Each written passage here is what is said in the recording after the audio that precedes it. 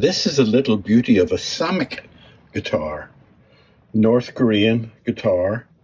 Sometimes they're made in Indonesia, but this is a very nice quality Samick guitar. And the model number is, and I wish I knew, because Samick guitars are very hard to identify. So I'm going to have to do some research. I'm going to have to take the neck off to see if there's any identifiers on it.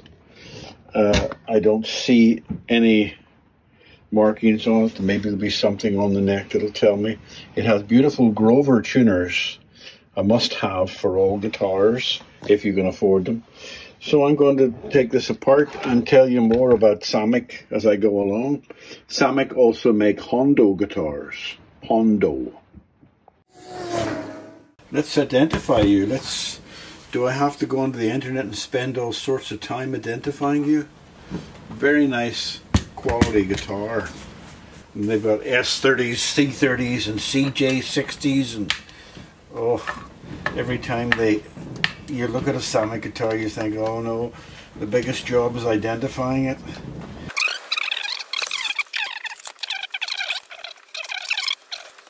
Don't use electric tools on your guitars.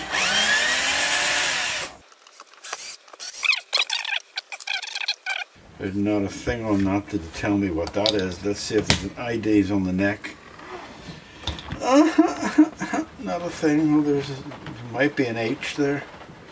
The gentleman who I got it from thought it might need a fret job, but I don't think so. I think we can recrown that, and it's got lots of nice metal still left on the frets. I'll come back to you when I've done more research about this shape and size of guitar.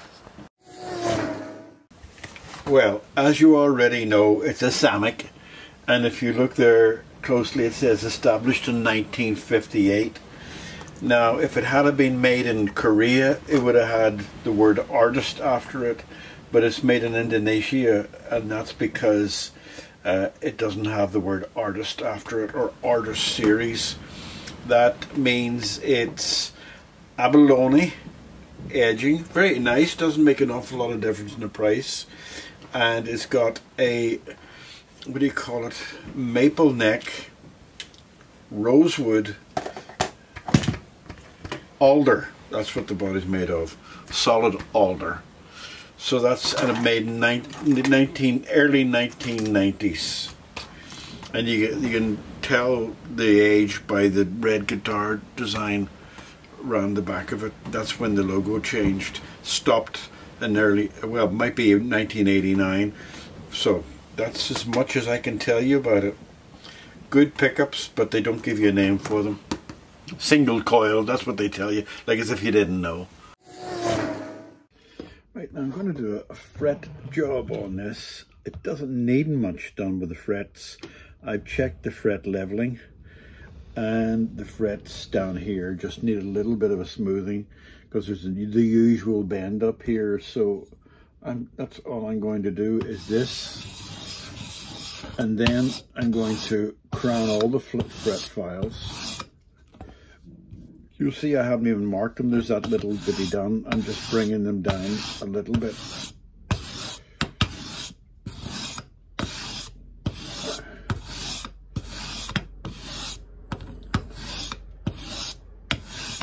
Frets in this are actually pretty good for a guitar that's been played. There's some wear at the top, but not an awful lot.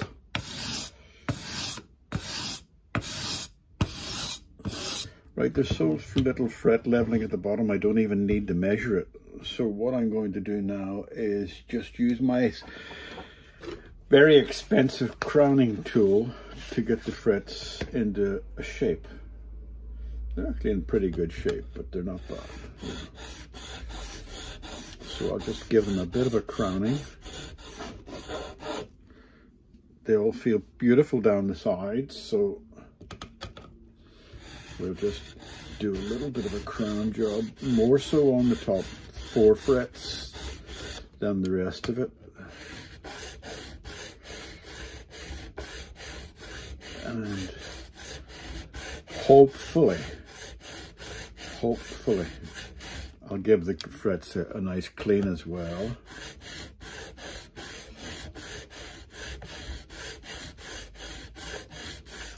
I'll give the fretboard a nice clean as well. And hopefully that will help the person that plays it, who suggested it needed a refretting, but really isn't much there to be of a problem on this. Top 5 frets have got a little bit of wear.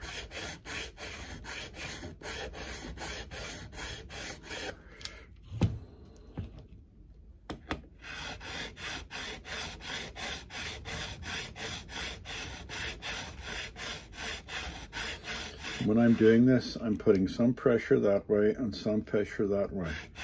So I'm pushing down the guitar now, and I'm pushing up the guitar now. You don't even notice that, but I'm doing that to get the sides done. And there still is some little indentations there, but nothing there that I would get excited about.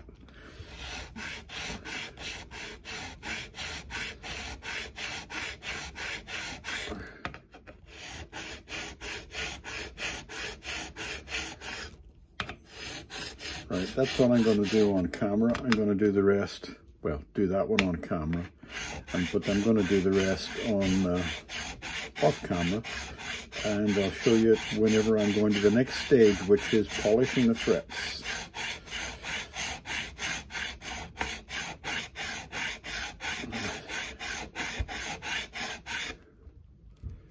Okay, I'm going to pause now. Okay, that's them all crowned, but not cleaned. They're all being fret filed down. Now what I'm going to do is polish them. And I'm going to use a little polishing shield, which I put over the fret. And I'm going to use 2 types of sandpaper. One's going to be 600. And the other is going to be, well, I might actually use more than that. But let's just begin. This is only for prettiness now.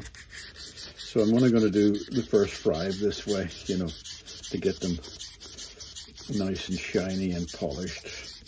Take any marks out of it from the frets. You can see that's already helped a little bit. And it also takes away some of the fret marks too.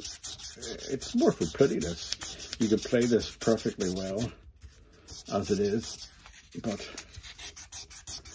is this 600? It doesn't feel like 600. Oh, it's not 600, it's 1500. Let me just change. I have a box of scrappy paper. Oh, there's 600. Right, okay. That's better. I knew I was pressing too hard to get the effect that I wanted. 600. Just do that, 600. The next wallpaper, sandpaper I will be using is 2,500 or 3,000, whatever comes to hand first.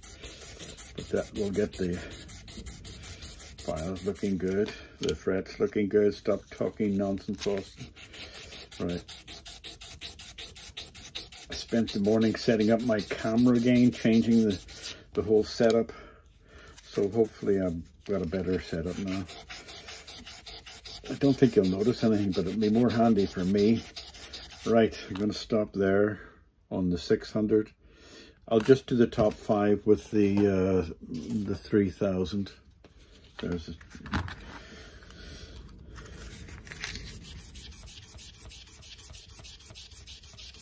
maybe I'll just do the one on the camera at 3,000 to let you see what it looks like.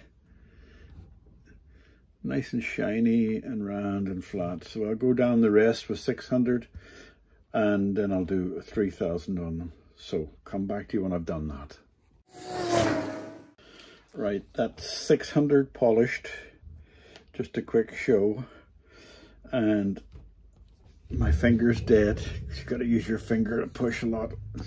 And I had to use a smaller fret file at the bottom because the frets were getting narrow. Fret protector at the bottom.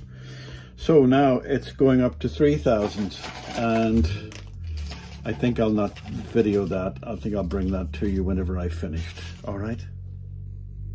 All right, that's the 3000. And I doubt you'll notice any difference, but it's going to get cleaned now, thoroughly washed. Probably use the overhead camera now for the rest of this. Yeah, okay. Okay, this is the new position for my overhead camera. I don't think you'll notice any difference. This is just water with about 3 dashes, 3 small drops of water in it. And it's not going to stay on this very long. And I tell people if they're planning to do this, do it and then dry the frets very well afterwards. So I'm going to stop speaking now and just fast forward this.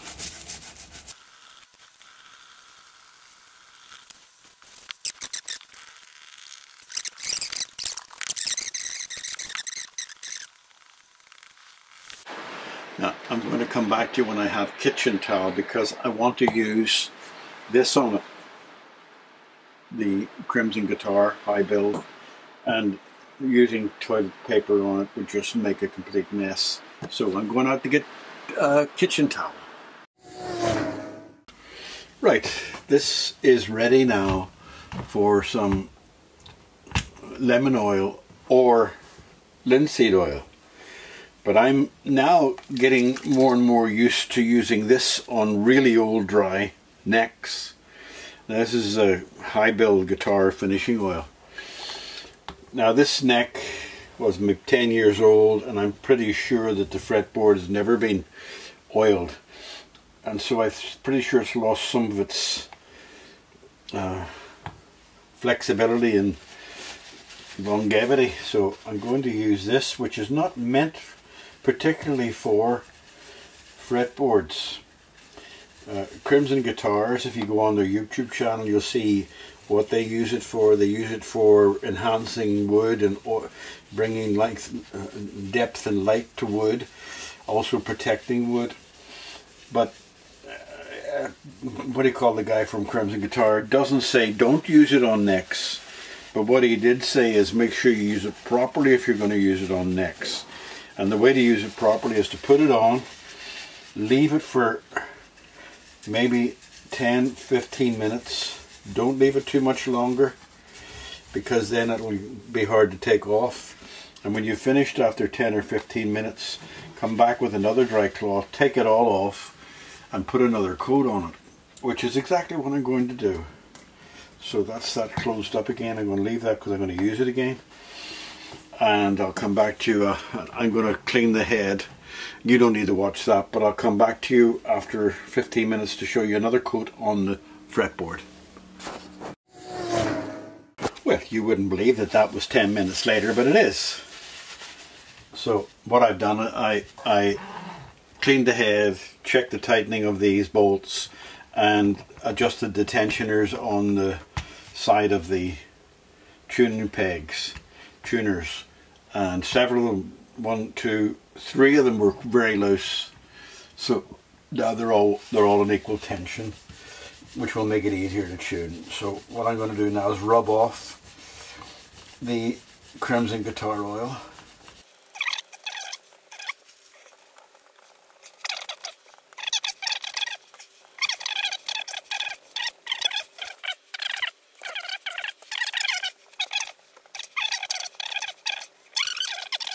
So that's it. That's it. Get in focus. That's it, and I think you can see that it's looking very nice, very good quality. So I'm going to stick this neck back on again.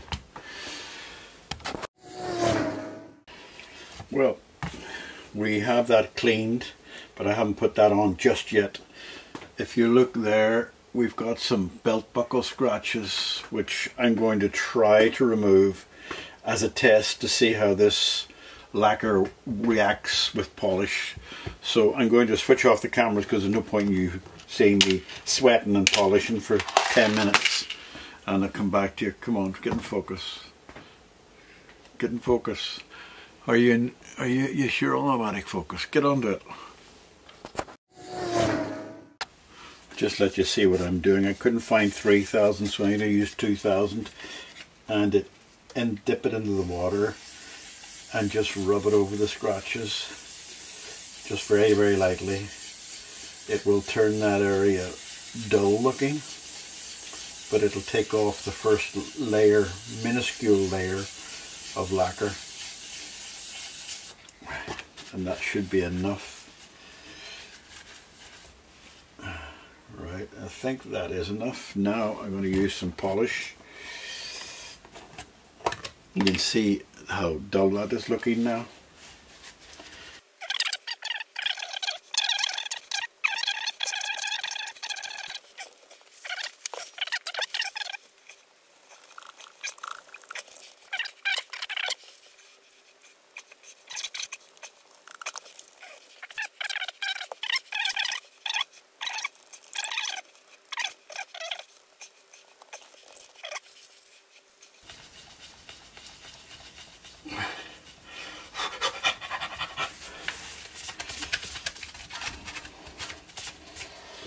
You'll see that there's nothing there to see.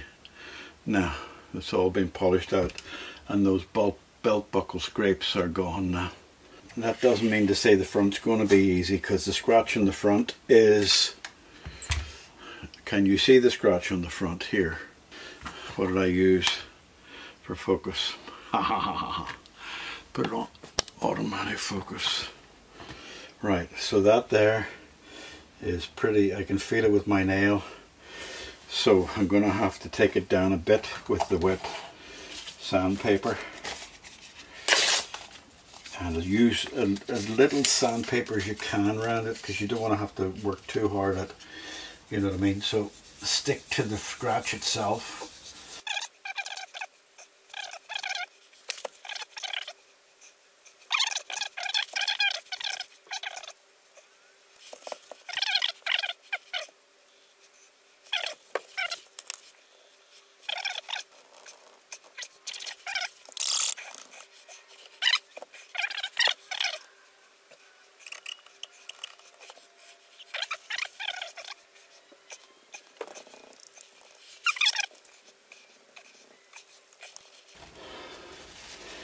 It's much less noticeable, but I don't want to go down any further to take it away altogether. Somebody else with the proper tools might be able to do that, but if I go down too far, it'll wreck the look of it completely.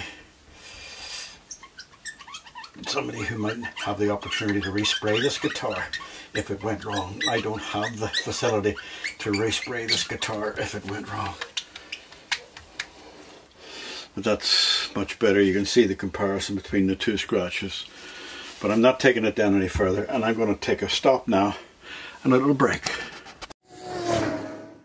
Right, so that one seemed to vanish better, so that must be slightly deeper.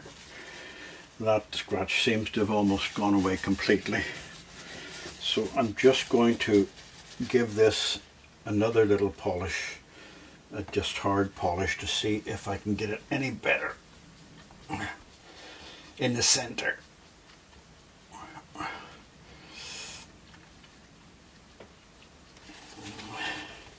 No, it's fairly deep, that one, but it's pretty good. It's hard to see, isn't it? Right, okay, I'm going to finish cleaning up this, clean these, check, and I'll do that on camera, but not this. I'll clean this off camera and I'll come back to you. Right, that's the best I can do with the scratches. I probably is just cowardice, because I think I probably could take the scratch away, but I'm afraid of going past the lacquer and damaging the color beneath, and then it would be awful. Now there is a ding there, but there's nothing I can do with that. I could put super glue on it and scrape it and everything like that there, but you're still going to see the marks because it's gone through down into the body. So there's nothing going to be done by that. Now, I haven't checked the electrics in this, I don't believe. So let's get down to checking the electrics, okay? Now, I'm just going to also just give the neck another little wipe with a dry cloth, because that crimson still weeps a little bit, So you want to make sure it's really dry. The Crimson Guitar High Bill finishing oil. That neck looks super. I'll just give you a little close up with the camera so that you see it. Okay, this is just the close up of the camera, but you can see it's nice now. It's shiny. It's the frets are looking gorgeous like love, and they're nice and shiny as well, and they look a lot better. As you see, I'm taking away every single little thing, but they're playable for the next 10 years. Okay, so next thing to do, I'm not going to keep cleaning that because fingerprints will get on it, but the next thing to do is to test the electrics. So let's get this switched on.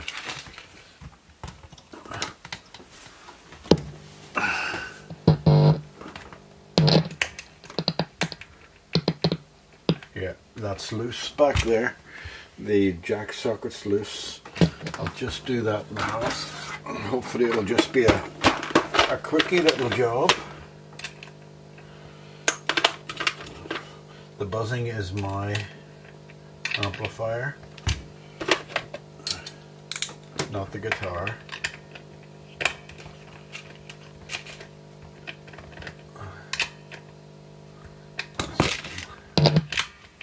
That's better. Volume on. Very nice, very quiet.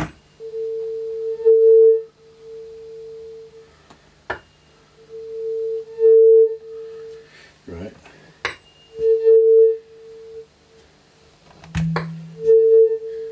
Right, that's all working fine and grand. And so let's get some put the strings on and come back to you when I got the strings on, and let's see where we are. Right, that's the strings on, and it's far too high down here, and I don't know why. I'm going to get the strings tuned and then lower those things down, those intonators, and then I'm going to check the intonators to make sure the guitar is properly intonated. I can only guess that maybe there was some buzzing or something. That's why they brought those up high. But let's get it tuned, and I'll come back to you when it's tuned. Right, that is it. Almost tuned. It's tuned once. And now that it's in tune, I'm going to look at the neck again. And it's got an underbow now. It's an underbow that I would normally put on a guitar. So I think I'm going to accept that underbow because I do like an underbow. But it is too high. As you can see there, it's just too high, and I think we can do better than that. And I think all we have to do better than that is to bring that down. But let's have a quick look at the intonation. Right, that is the string height much better. I'm putting that below it so it doesn't, the cable doesn't hit it. A very good string height, but you may want to raise it. I noticed that this pickup is too high now, that everything's brought down, so I'll just bring it down a bit. That's looking pretty good. Now we'll use the intonator and see where we are in intonation, because I know the E is pretty gross. Let me just make sure I got the right screwdriver. Right, okay. So, can you see that? I'll just do a couple of strings intonation. I think you can see that.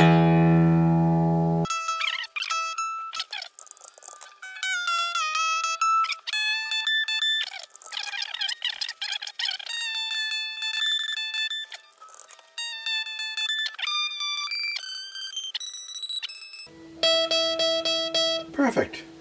So I'm going to stretch the strings now, retune it, and do a little test of everything on it, and then play a little tune and send it home to his daddy. I did a take earlier with me in it, and I didn't like it because too busy watching me instead of the guitar. So I'm just going to do a take on this with the guitar. So it's all about the guitar anyway, not about my ugly mug. Right, this is the finished guitar. It's the buzzing and noise you hear in the background because I've got fuzz on the amp. But it's sounding well. I'll just check the tuning.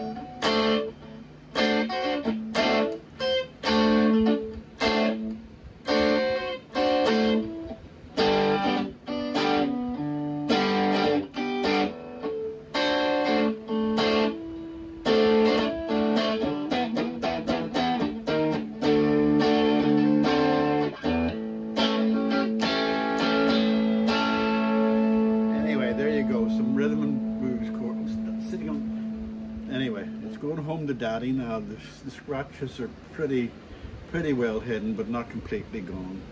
And then it's playing beautifully, great action and everything. So it's going home to Mommy and Daddy. Very simple guitars, and I like that simplicity. Everything's just, everything's just working and working well. Great rhythm, great blues guitar.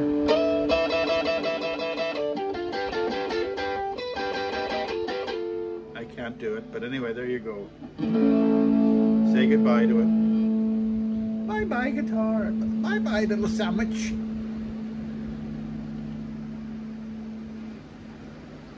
I love that.